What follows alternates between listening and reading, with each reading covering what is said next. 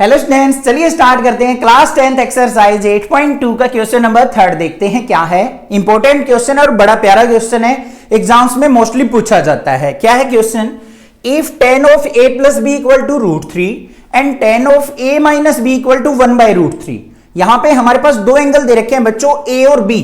अगर हम tangent of a plus b sum करके देखते हैं तो वो वैल्यू हमें √3 दे रखी है, और दोनों एंगल का डिफरेंस का टेंजेंट लेते हैं तो वो 1/√3 दे रखी है। साथ में कंडीशन मेंशन है कि जो a प्लस बी है, दोनों एंगल का अगर हम सम देखते हैं तो वो 0 से तो बड़ा है और less than equal to 90 degree है।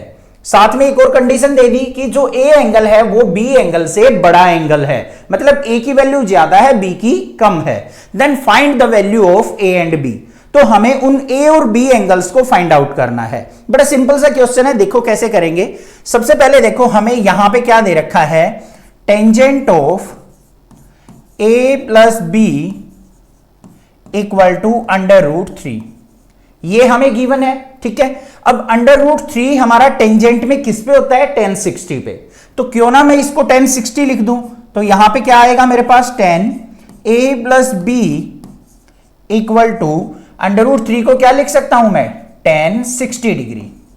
कोई प्रॉब्लम नहीं है। अब tan से tan हमारा क्या हो गया, कैंसल आउट हो गया। तो यहां पे वैल्यू क्या आ गई, a plus b equal to 60 degree. ये मेरे पास इक्वेशन नंबर फर्स्ट आ गई। इतनी बात क्लियर है। दूसरी इक्वेशन देख लो क्या दे रखी है हमें, tan of a minus b equal दे रखा है किसके बच्चों, 1/√3 के। अब लेफ्ट साइड टेंजेंट है तो हमें राइट साइड भी 1/√3 ये देखना है कि टेंजेंट की कौन सी वैल्यू पे होता है, 30 डिग्री पे। तो यहां पे वैल्यू पुट कर लेते हैं, तो क्या आएगा यहां पे, tan a minus b equal to tan 30 degree. तो यहां पे tan से tan कैंसिल आउट, तो a माइनस b किसके इक्वल आ गया मेरा, यहां पे 30 डिग्री के इक्वल आ गया। इक्वेशन नंबर सेकंड आ गई। दो इक्वेशन आपके पास आ गई, सिंपल सी बात है। अब इनको सोल्व आउट कर लेंगे।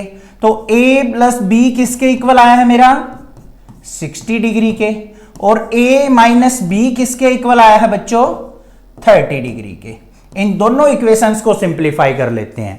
अब यहां पे b देखो, b का कोफिशिएंट 1 है, यहां भी b का कोफिशिएंट 1 है, और एक पॉजिटिव है एक नेगेटिव है, तो इन दोनों को क्या कर लेंगे, हम ऐड कर लेंगे। अगर यहां भी पॉजिटिव होता ये भी पॉजिटिव, यहां पे भी सेम साइन होते तो हम इनको क्या करते, सब्ट्रैक्ट कर लेते।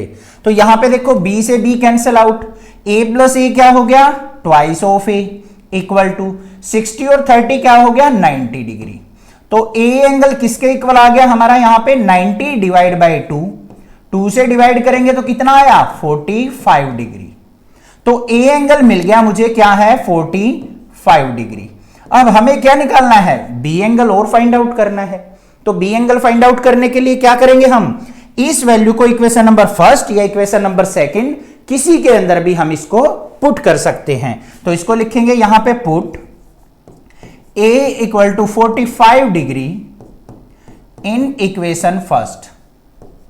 इक्वेशन फर्स्ट के अंदर इसको पुट कर लेते हैं। क्या है भाई equation first, a plus b equal to 60 degree है, तो पकड़ लो भाई यहां पे put a plus b equal to 60 degree.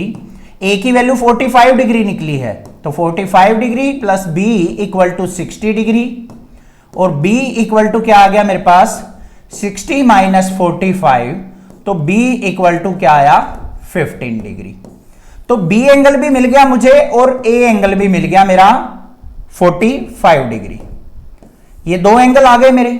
अब आंसर चेक करना है भाई, कैसे, देखो a जो एंगल था वो बड़ा था, b छोटा एंगल है, तो a की वैल्यू 45 आई है, b की 15 आई है, तो भाई क्लियर है, कोई दिक्कत नहीं है।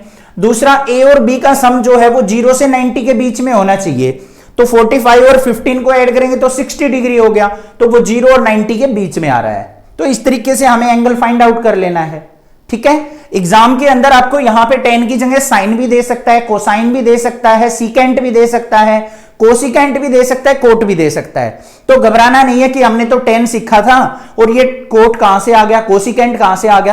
तरीका यही रहेगा, इसी तरीके से आपको करना है। ट्राइगोनोमेट्रिक टेबल आपको पता होनी चाहिए, ट्राइगोनोमेट्रिक रेशोज की, ठीक है।